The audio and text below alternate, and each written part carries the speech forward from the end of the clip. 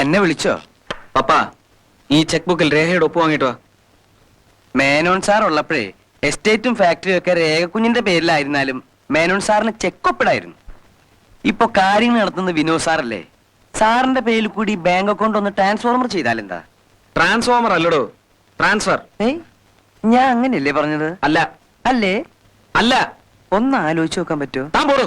ഞാൻ പോയിക്കൊള്ളാം.